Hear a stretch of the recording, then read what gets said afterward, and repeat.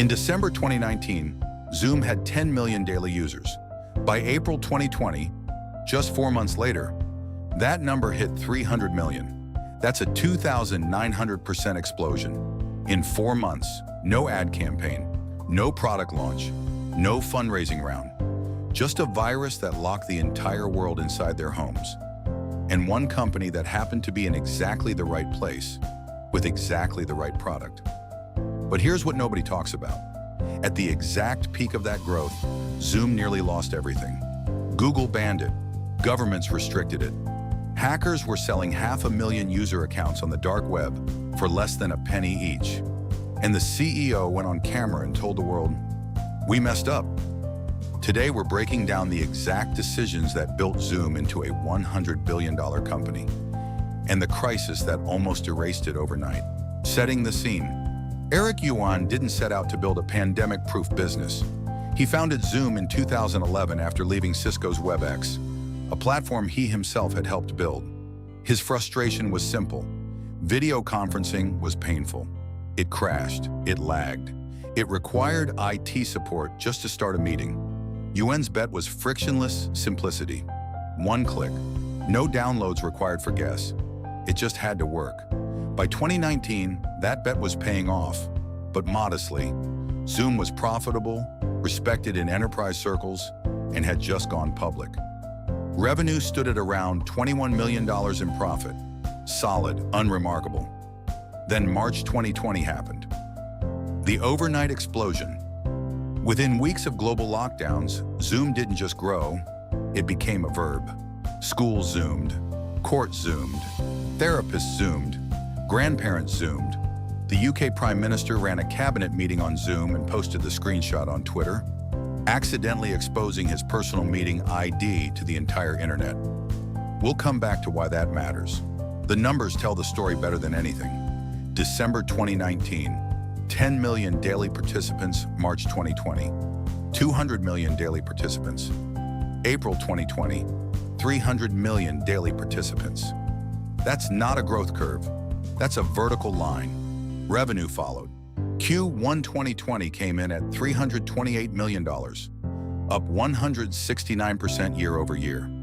By Q3, a single quarter generated $777 million, up 367%. For the full fiscal year, Zoom posted $2.65 billion in total revenue.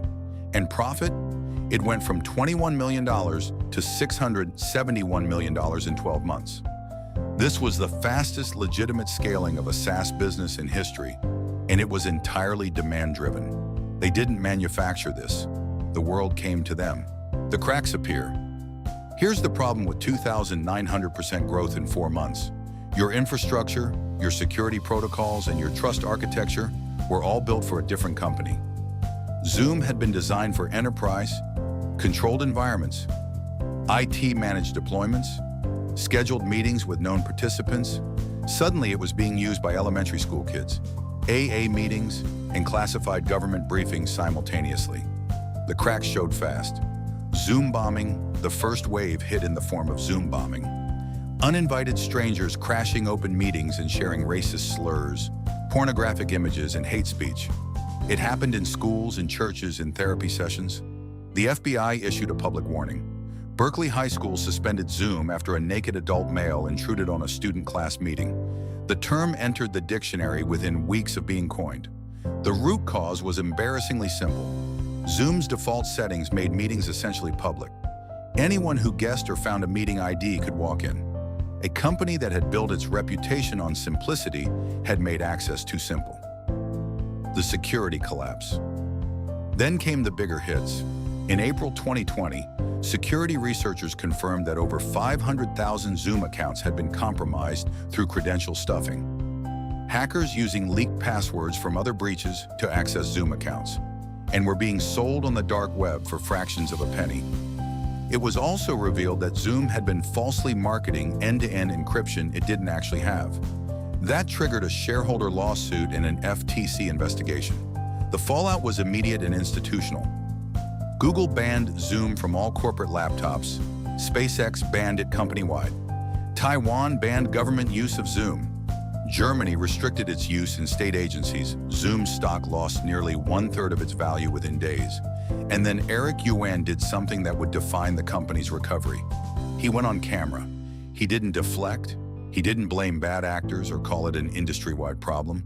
He said, "We messed up."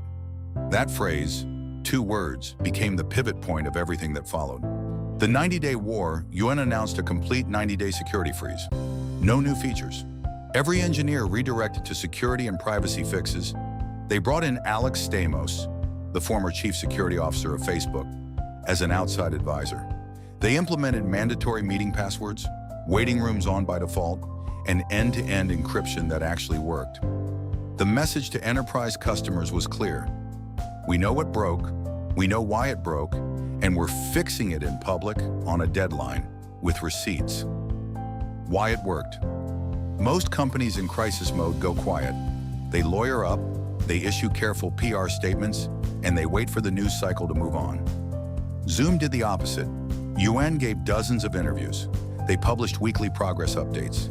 They over-communicated on every fix. The result? Enterprise customers, the ones with the most to lose from a security breach, didn't leave. They stayed, and they grew. By July 2021, Zoom settled the zoombombing class action lawsuit for $85 million. Expensive, but survivable for a company now generating billions in revenue. Where they stand today, Zoom's profit didn't just recover, it compounded. FY 2024 revenue, $4.66 billion. Global video conferencing market share, 55.91%. Annual meeting minutes facilitated, 3.3 trillion. The company that messed up now controls more than half the market it nearly lost. 3 lessons every founder should take from this. 1, simplicity is a moat until it isn't. 2, transparency in a crisis is cheaper than silence. 3, enterprise trust, once earned back, compounds. Zoom didn't just survive because they fixed the product. They survived because they fixed the relationship. So what's the actual lesson here? It's not be in the right place at the right time. Plenty of companies get lucky timing and still collapse. The lesson is what happens after the luck runs out. Zoom grew because of a pandemic. It survived because of a decision. To be transparent when transparency was expensive, and to fix what was broken instead of explaining it away. That's the difference between a company that rides a wave and one that builds something that outlasts it. If you found this breakdown useful, subscribe.